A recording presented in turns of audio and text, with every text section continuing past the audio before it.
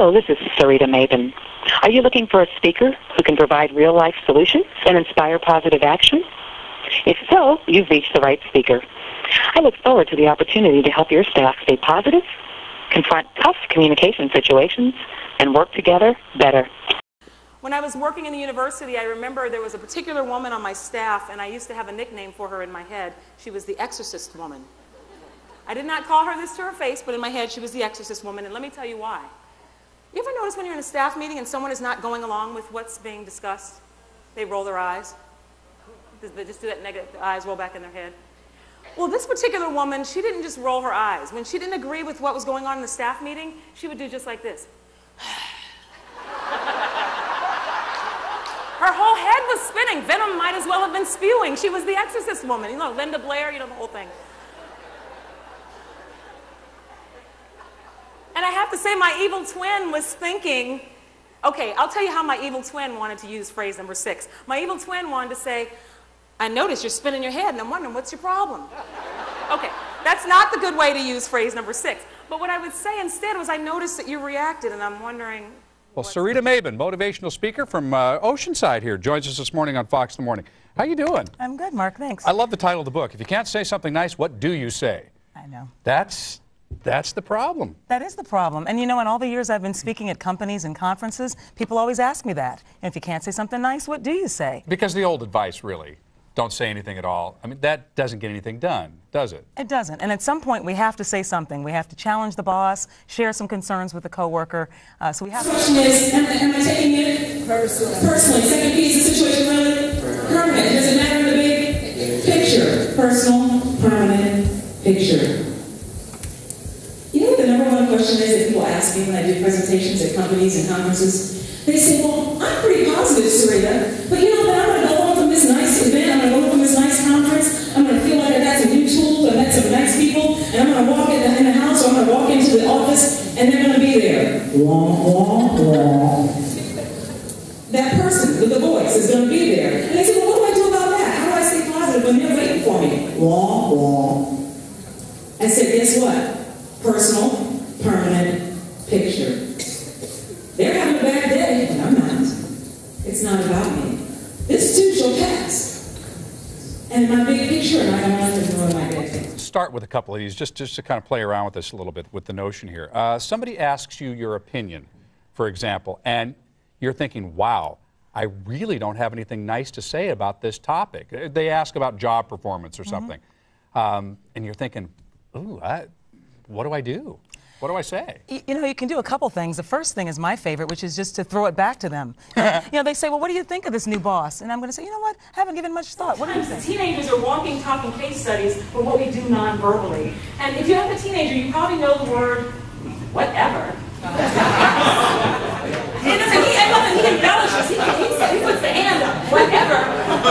Somebody told me recently the way you're supposed to do it is whatever. And so he's doing like that. Whatever. He's a good sidekick. What's your name? Steve. I love Steve. He's a great sidekick. Put him to work.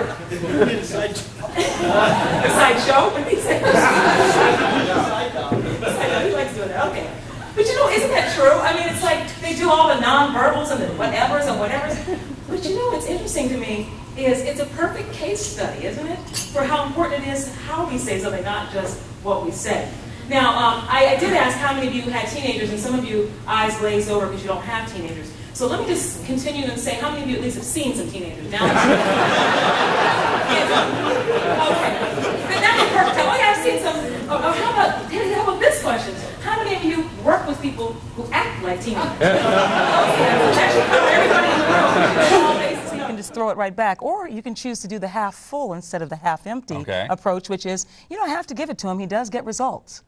So you're picking on that one positive thing. There may be 10 negatives, but you can choose to go to the positive route. Now, I must say, when Marilyn invited me to come here, I was very excited because she told me it was going to be a positive group, a group of leaders. You know, there's going to be a superhero theme. It's going to be fun. They're going to wear cool T-shirts. It all sounded very good, and I was excited.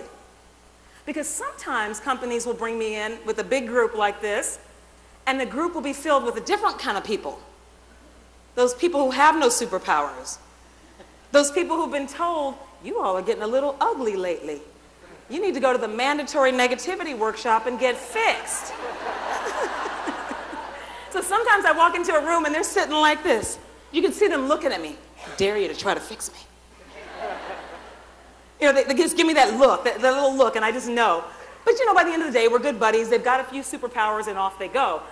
But sometimes during the day, somebody will sidle up to me, sort of like I'm going to do with Clark here, and they'll whisper and they'll say, you know I wasn't sent. You know, they want to distance themselves from those ugly people. You know, I wasn't sent to the seminar to get fixed. And I'll say, oh, really? And what brings you here today if you weren't sent here to get fixed? And they'll usually say something like, well, the one guy in particular said, I'm here to figure out how to fix my boss. So they'll always blame it on some other thing. And so one guy told me this, and I said, well, sir, what exactly is your boss doing that you think needs fixing? And this is what he said. He said, my boss chews me out in the hallway daily just for sport.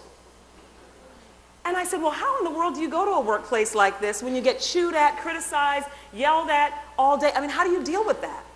He says, well, when the boss is over here writhing on the floor, veins bursting out of his head, pitching a fit, screaming and yelling, I just look at him, and I'm thinking somewhere in the back of my mind, when they record the history of time, will this event be documented? When they record the history of time, will this event be documented? And I thought, isn't that the million-dollar question? When stuff happens, we have to think, you know what, when they record the history of time, will this event, with this interaction, will this really be recorded? How important is this really in my big picture?